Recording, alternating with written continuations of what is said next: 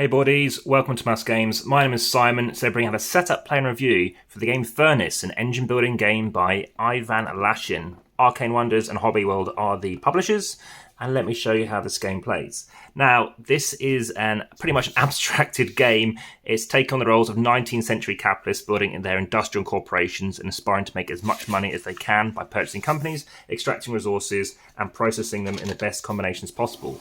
Having said that, like I said, there is very little theme really going on. It's as short as that sentence. This is a first player marker. Let's take that down here. This is your round counter. The reason I'm showing everything in the box right now is simply because there is limited space. Considering the depth of the box, only the first bit of it is taken. So it's a bit of a cram to get everything in, and you could sleeve your cards, but I don't recommend it. I'll talk about the quality of the components afterwards, but it's very, very high. Here's this round marker, again, a bit overproduced because, quite frankly, all you're doing is using something like this to show that it's round one. And as you can see, the 3 is a bit tricky, but here it is. It's going to be round 1. It's a 4-round game. There is a variant whereby you can play other things. For example, as a beginner level game, you can play over 3 rounds instead. And I'll talk to you about other stuff as well. This is a die. You might have seen the dice distancing video. We have various resources for the time being. We're going to leave them in the box. So we have oil, we have iron, and down here we have coal. So I think it makes sense the cubes are square. The iron and ice are all generally uniform, but some of them a bit wonky pieces of ingots. And for some reason, oil's in these kind of drums, which is fine, and I guess looks quite radioactive, that oil as well. Okay, so let's talk about what else we're going to have. You're also going to have counters, so you're going to choose a colour. What colour do you want to be? Well, thankfully, they're not just black, white, red, and yellow. Instead, they're top hats, their gloves, their wallet, and their pocket watch. So we're going to go with yellow for today. I've played up some of the other colours already. And then also, again, remember you're taking the respective colour for the various tokens that you are, which are slightly wedged in, but we're going to leave them off to the side for the time being. Now, whilst I'm setting this up, please ensure you hit the notification bell and the subscribe buttons. Check out all these daily videos, which have been being filmed in 4K. They've been 4K for about 3 years or so now. And I'm just going to move the box out to one side for the time being. So what else do we have? We have some starting cards. So we have 5 cards here, and they represent something you're starting off with. So you can shuffle and give yourself one of them. Let's take this one here, and we'll talk about what that represents in a moment. The rest of them could go back in the box. So everyone's going to have one of them. You're also going to have 5 of these capitalist cards. Like I said, you do not have to play with them in your first game, but every game we've played with, we've gone straight in with it. It just gives you something else to work towards. So let's just flip one over. I haven't played with this character. You have an additional 2 money. It is considered a disc of your colour. Sorry, not 2 money. A 2 kind of like bidding token, which we'll talk about. I happened to be this person last time. When upgrading cards, you may spend ingots or iron basically instead of upgrade tokens. You must spend all of your upgrade tokens first. So just for the time being, I'll leave that in shot for the time being. The rest of them, of course, go back in the box. And then what you're going to do is take the remaining cards. You do have to orientate them the right way. They're orientated in the sense that they have these white upgrade tokens at the bottom. So when you flip them over, they will be present. So just to show you an example, it's there, and spot the difference, it's there again, but it's filled in. So now it's fully available. So you're going to shuffle these. Remember, you need to keep them the same orientation. And then you're going to deal out 6. So 1, 2, 3, 4, 5, 6. Why 6? Because I'm setting this up as a 2-player game. If you're playing it as a 3, you're using 7 cards. If you're playing it as a 4, you're using 8 cards. Okay. Now, for the time being, this is just going to go off to the side. Again, you normally not see what the next card is, but for now, I'm going to do that. As you can see, it's set up for round 1. Let's move it off to the side. We are also going to be looking at our starting card and then bidding. So as I'm the starting player, I'll be going first and bidding with my tokens. Now remember, I'm yellow, so I'm going to take my respective tokens. And it's interesting because they are all in that box, as you can see, sorted so that they're by size. The downside is similar to games like Quacks of Quedlinburg, is now you to resort everything. So you can take your respective coloured discs, and they represent a couple of things. One in terms of the bidding weight. So I can try and bid on one of these tokens. So what am I doing here? Well, in this particular building, what this allows me to do is, at the start of the game, I'm going to start off with 1 iron token, or 1 iron ingot, and 1 coal cube. Unfortunately, you're not very visible, but you can see it. I can tell you can see it there. And right now, when I get on to the second part of the game, then what I'll be able to do is choose to actually have one of my upgrade tokens. So I'll have an upgrade token available, and those come in these little bags. Now, they do come with some bags in the game, but they're very big bags, so I've used smaller bags. So I'll be having one of these tokens, and in this instance, if I happen to spend 2 coal, I can do it 2 times and get 2 money. Now, money is important because it's the end game victory score. The most money wins. If not, a tiebreak comes down to how many pieces you have left. So I can spend 2 coal to get 2 money. Now I can do it twice. That's what the times 2 means. So I can do that once when we get onto the second phase of the game. Also, what you can do is spend one of these upgrade tokens and a coal as many times as you like as your particular action, and then you can upgrade one of your cards. So once you've got one of these cards, you can upgrade it. So of course you want to be getting them. Now, interestingly, with my character's ability, what he can do is I can be using ingots instead. So if I don't have any of these, and I will be getting one when we get to that phase, that's the production phase, then of course I can be using this instead of this to of course flip a card. And I can do that as many times as I've got enough tokens to do so. So now let's start thinking what I want to be doing. So remember, if I'm playing this as a 2, as I'm currently set up with, it works slightly differently as a 3 and a 4, because not only am I going to play against an opponent, let's say they're red, which they were last time, there's also going to be an NPC. I'll explain about the NPC in a moment, but for the time being, let's just show you that we do have another player available, which of course will have their own capitalist card. And then let's go with white. So we have over here our NPC, which happened to be black when we played last time. So let's think about what I want to get. I might get some coal because we can upgrade some cards. And if we look at the upgrade cards as well, this gives me more coal. This one gives me more victory points. This gives me loads of victory points. And various other things too. So I don't know what to go with, but let's just go with this one because I might want to get some coal to start this engine building game going. So I'm going to put my disc on here. And let's actually go with this one. Now, the person to my left is going to go, and maybe they go here. Straight away, they actually want to bump me off. Now, because they are higher than me, the way that works is I will not get the card, but I will get the bonus at the top here. Now, the bonus I'll get is 2 coal. Why? Because I've got 1 on here. If I happen to put a bigger number, I'll have got 2 times this. I get 4 coal. So now it's the NPC. So they're going to roll a die. They're going to roll a 3, which means they're going to place their lowest token, and it's going to go there. Now it's my turn again. So I'm going to go over, say, to here. And let's just to show another example. So now I'll be getting 4 coal because it's 2 times 2 times the value, or basically the value of my disc times by the resource. And now we are going to have them roll again. They've rolled a 1. Now they take the next lowest disc and place it here. But because it's the same value as another bidding token, it bumps across. It can't go, so it bumps across again. It can't go because it's one of the same color disc, so it goes across again. So you can't have 2 of the same color disc or the same value. So that's how the 1 has jumped all the way across. And that's something you need to be aware of, especially when you're playing with the NPC, knowing that the fact that actually the chances of you trying to preempt something isn't as hard as it seems. Knowing a 3 is going to come out next, well in this instance I can't really help to boost myself because a 4 hasn't come out, but I might want to choose to put a 3 over here, hoping their 4 comes out too. So now it's my turn, and this time that doesn't look too bad, but let's go for this one. So let's go over here for 3. They're going to place a 4 here. NPC is going to place a 3 out on 6, which it can't do. So it comes around, it cannot do. It's going to go here. And then it's my turn again. I can't place a 4 here. This actually helps the NPC, which is fine. I won't take anything. I don't really want this ability. I don't need oil currently. Let's just say I'll go here though. And also it doesn't help red. So now they're going to go out. They can't go here. They're going to have to go... sorry, where's the red token? Red hasn't been yet.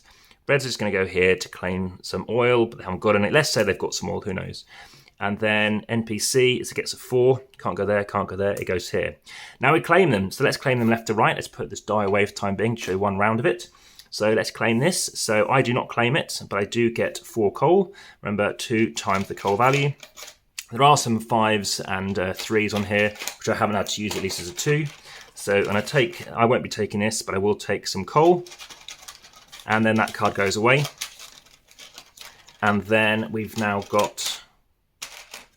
bit tricky when you do leave in the box, but it does work. 1, 2, 3. 1, 2, that seems like it's actually enough now. 4 plus the one I started with. Great. Now this time round, I also lose, but I do get something because I'm yellow. So I get 2 more coal. So I've gone heavy on coal early on, which isn't necessarily a bad thing. So that's gone as well. And then over here, I don't claim that. I get nothing for it. Over here, though, we have got I win it. So I claim the card. I do not get the benefit, but of course, red is an active player. They'll have the ability once now. If they've got 1 oil, they can convert it. That's straight away. If they've got it right now, they can do it. If not, they've wasted that ability. But I get this card. So at least I have another card. So let's move this off to the side. And I can put it wherever I like. There are some variants whereby I can choose to only put cards on the left, the right, or in between. And then over here, this is not me, so I don't claim it. And over here, I do not claim this card either. So pretty weak, but I do claim 3 ingots. So I've got 3 iron now. And now let's move on away from that auction phase onto the first production phase. So let's have a look. What do I have? So I can either do 2 of these to get 2 oil. Now I've got to do everything on 1 card and then do the other one. It makes sense to try and do the upgrade card first, just because it gives me more abilities. So let's try and do that. So I firstly get myself an upgrade token.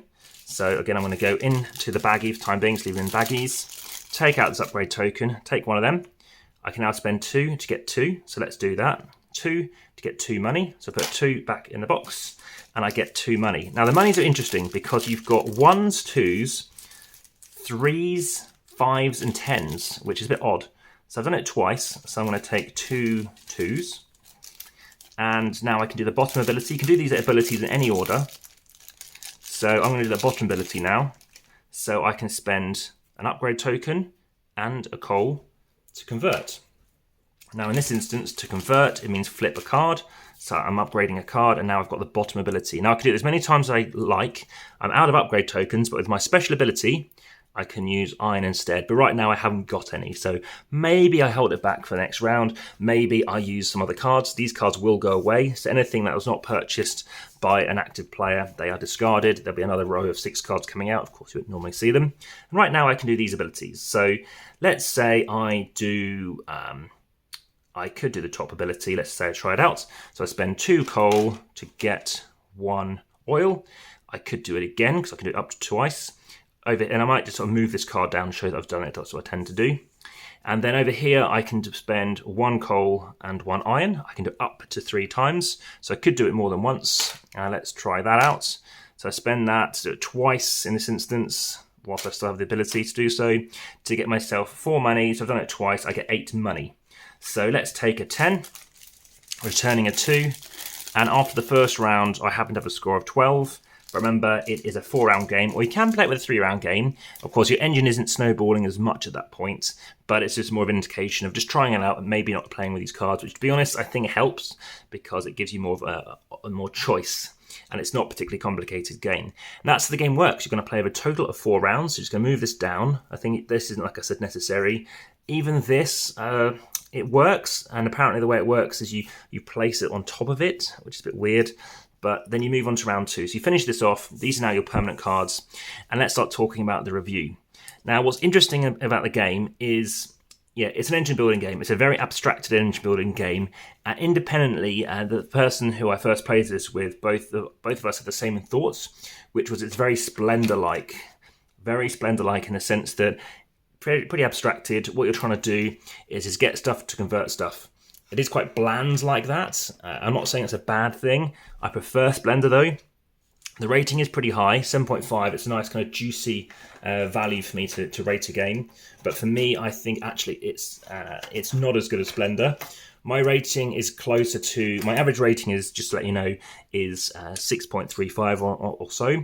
And my rating for this is more like a kind of a 6.7, 6.9 presently. There is an expansion coming out though.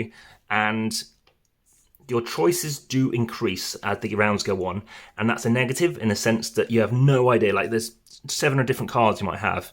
I had even more than that. And trying to deal with some of these cards are a bit more obvious. Like, well, first off, the first card that I'm going to activate is going to be a card like this because it's just purely resources. But when you get into things whereby, well, I could convert that, to convert that, to convert that, it gets a bit harder. Apart from that, though, the quality of the cards is incredible. They are, I think they're cloth or linen-based cards. They are kind of lovely flock feel, gorgeous to feel, very, very nice. I mean, you could laminate them or you could sleeve them, but it feels like you're missing out on this gorgeous feel that you get to these cards. Equally, you can see this card isn't upgraded and there's no smoke coming out. And then you turn it over and there is. Quite bleak though, and it is interesting how you can sometimes squeeze oil out of iron. So some bit of odd things going on there. This is being filmed in a heat wave, so I think furnace is quite relevant in that respect. And it's an interesting game. It's not a bad game at all. Like I said, it's above average for me. Having said that, it does feel there's a theme. I think it's more of a theme than I felt other people have felt. But equally, it's interesting. I mean, you do get more choice with more players, but then you do know that you've got to deal with more things. The bidding element's very good. I think that's very good how you get your resources back. But equally, you're then having to think about, well, do I want to be going to try and claim, is 2 enough to win this, or would I rather have this? And then if it is the case, are you preempting other people? So there is a downtime whilst you're thinking about that, because I think it's not a big downtime, but there is some about thinking, well, do I want that resource or do I want this, or do I want both? And if you want both, you kind of want a high value to get the card, and then worst case, you get bumped off. So 4 guarantees you to get it, and maybe you want to get out of sync with other players. Maybe you want to ensure that other people are actually going to go and, if you play a 4, then no one else is going to beat you. And then maybe people don't want to play a 4 because they know they're going to hold back their 4 and use it later.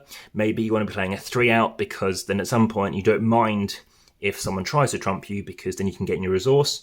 Especially as a 2, you're considering the fact that you've got this die, which means at some point that 1, 2, 3, 4 is coming out, and that might be lucky and bump you. So maybe you want to hold back on your 3 until you have some of an idea as to where the other NPC is going. So lots of interesting ideas. I like the idea of your unique upgrade cards as well at the start. I like the idea that you do have some kind of differentiation at the start as well. And maybe you do prefer to play things without it. The fact that you can, of course, makes a lot of sense. I think going first doesn't make a big difference because, of course, you're reacting to those other players. So that's quite nice too, but it's got that variety. I think it's called Interbellum, something like that. Not in Antebellum, but something like that to do with this expansion, which again sounds interesting. I mean, it's quite bleak box art. It is it feels quite a brutalist kind of game, but it does hold appeal, and it is something whereby you have to be conscious of the fact that these upgrade cards need to be there. I feel I won't give you strategy as to whether or not you need to be upgrading your cards, but it is something that it gives you something to work towards. It's whether or not you want to feel that some cards, I think there's different levels of abilities. So, for example, 2 coal to get 2 money. Well, similar to some kind of like mental like puzzles, do you want to be knowing that if coal is worth 1, what is an oil worth? And with each of the cards, they do vary slightly. So some cards are slightly better than others, and that is something to be aware of. Are you thinking about going for a card? I know I had one card that allowed me to get 7 money, but then to get those resources, it took me some time. So I think 4 rounds is about right. Things do fit neatly in. I think that die is quite an interesting idea, but naturally for a bidding game, you would prefer 3 or 4, but the fact that you can help to predict how things go is rather fun. So that's been the game Furnace. I was really glad to get hold of this one and try it out, especially because it has been in the top 50 most played board games for numerous months. You can check out my playlist for that too. Also, please check out my How to Set Up, Play and Review playlist. This won't go in the Abstract Strategy playlist though list. And if you want to check out more videos, again, please check out my unboxing playlists to see what's coming to the channel soon, including, of course, my detailed thoughts about this as well. And I look forward to speaking to you on the next one. So for now, back to the table.